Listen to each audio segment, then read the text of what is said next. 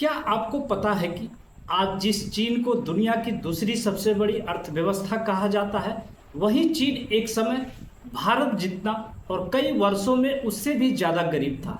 लेकिन फिर ऐसा क्या हुआ कि कुछ ही दशकों में चीन पूरी दुनिया की सबसे बड़ी मैन्युफैक्चरिंग ताकत बन गया। इसकी कहानी किसी चमत्कार से कम नहीं है।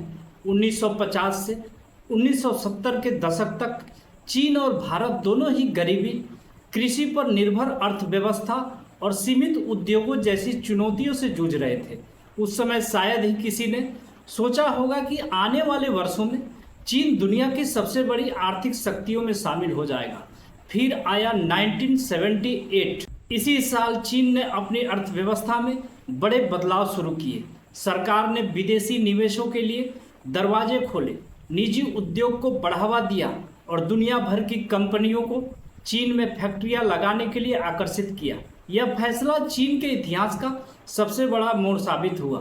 इसके बाद चीन ने सिर्फ फैक्ट्रियां नहीं बनाई, बल्कि पूरी दुनिया का मैन्युफैक्चरिंग हब बनने का लक्ष्य रखा।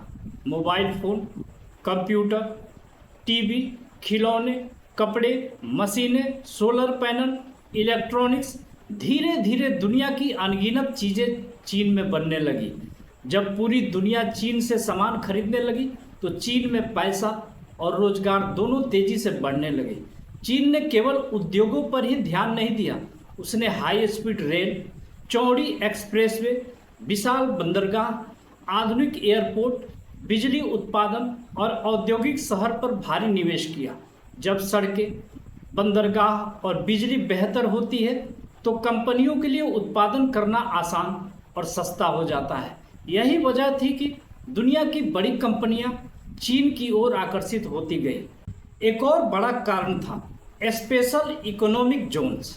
चीन ने ऐसे विशेष औद्योगिक क्षेत्र बनाए जहां कंपनियों को बेहतर सुविधाएं, आसान नियम और निवेश का अनुकूल माहौल मिला। शेंज़ेन इसका सबसे प्रसिद्ध उदाहरण है, जो कभी एक छोटा सा शहर था और आज दुनिया के सबसे आधुनिक और तकनीकी शहरों में गिना जाता है।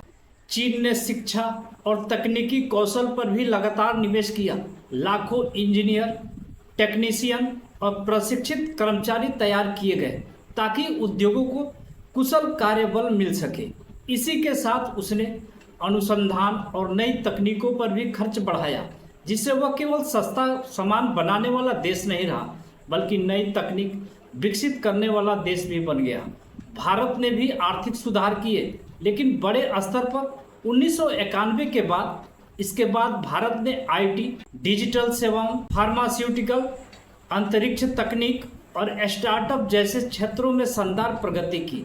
लेकिन मैन्युफैक्चरिंग और निर्यात के क्षेत्र में चीन कई दशक पहले ही बड़ी बढ़त बना चुका था। इसका मतलब यह नहीं कि चीन ने सब कुछ पूरी तरह सही किया या भारत ने सब कुछ गलत किया।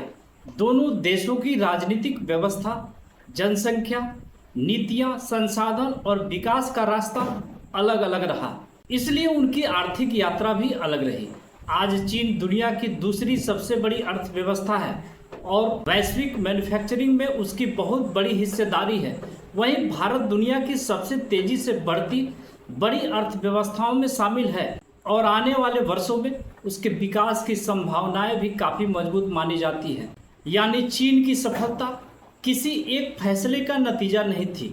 समय पर आर्थिक सुधार, विदेशी निवेश, मजबूत इंफ्रास्ट्रक्चर, बड़े पैमाने पर मैन्युफैक्चरिंग, निर्यात पर जोर, शिक्षा और दशकों तक लगातार औद्योगिक नीति, इन सभी कारणों ने मिलकर चीन को आज की स्थिति तक पहुंचाया। तो दोस्तों, ये जानकारी कैसा लगा कमेंट में ज़रूर बताएं। मिलते हैं अगली वीडियो में।